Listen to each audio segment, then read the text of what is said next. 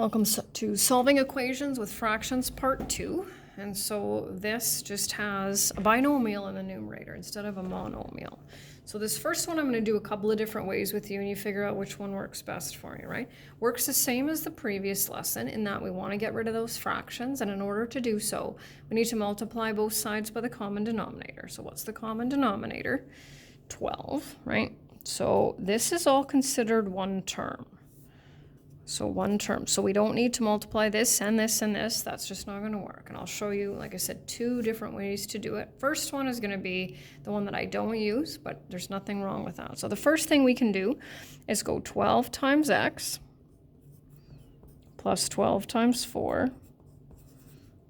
And then do that. Now I know there's a fraction there, but once we simplify it, there won't be. And that's why I like the other one better, right? 12x plus, look at all these huge numbers anyway. You decide which one you like best, right? Or 12 divided by 3 is 4, bracket x plus 4 equals 12 divided by 4 is 3. I don't have the right number over here, just realized that. That's better. There we go. And bracket x plus 8, okay? So 4 times x is 4x. 12x divided by 3 is also 4x. 4 times 4 and 48 divided by 3, 16. Right? Both ways will get you here. 12x divided by 4 is same as 3x. And 96 divided by 4 is the same as 3 times 8. So you decide which one you like best. Doesn't really matter to me. And then we're back to variables on both sides. I'm going to fly through this part. I feel like this is, I don't even know how many times we've done that, right? There we go. And solution set. Whew. Okay, this one's a little bit different. Now, it's set up a little bit differently. I could definitely write it, a little bit differently, but it still works. So we're going to do the same thing. I have two fractions, and they both have the same denominator. So what's our lowest common denominator? Well, that's going to be 5. I guess it doesn't really matter where I put that. So this 2/5 is attached to this set of brackets, right? Because we have to multiply this times this and this times this. So we still only need 1. So 5 times 2 is 10. Divided by 5 is 2, or 5 divided by 5 is 1. Either way, we get 2. And then 1. Right? And 1 times anything is that. So now I have a set of brackets. And, right? Once again, I have variables on both sides.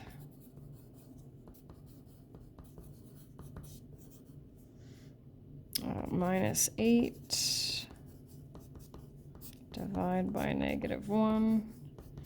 And m equals -1. There we go. Okay, 2 more. What's my lowest common denominator? That'll be 10. And remember, we multiply each term by 10, not just the ones with the fractions. Otherwise, we haven't kept it balanced. So my suggestion to you would be to pause the video and do the next step, and then unpause it and see if you're with me.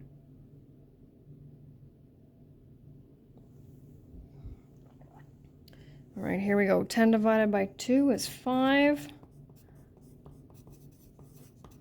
10 divided by 5 is 2. Now we deal with the brackets.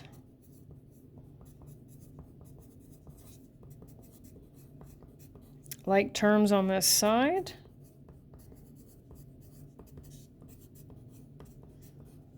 Variables on both sides.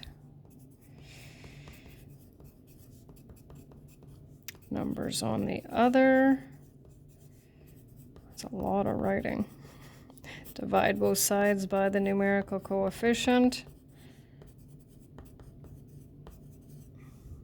And we're done. And the last one. So if you're ready, try this one on your own and then check it out a little bit later on. What's the lowest common denominator? That would be 12. So how many terms need to be multiplied by 12? 4, right? So we've got a 12 there, a 12 there, 12 there, and a 12 there. So we've got 6x plus 12 equals 3 bracket x minus 1 plus 24 divided by 3 is 8. So now I've got to deal with those brackets. And then like terms, variables on both sides once again.